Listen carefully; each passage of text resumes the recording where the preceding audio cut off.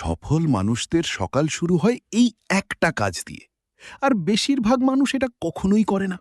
সকালে উঠেই বেশিরভাগ মানুষ কি করে?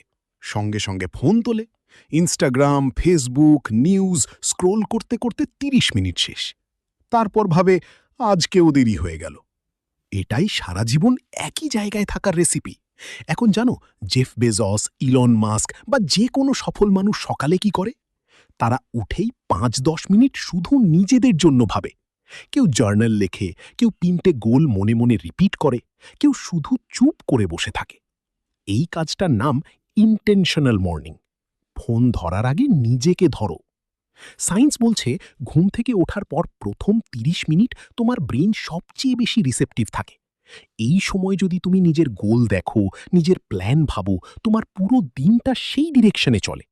আর যদি এই সময় অন্যের লাইফ দেখো, তুমি সারাদিন তাদের গেমে খেলো, নিজেরটায় না।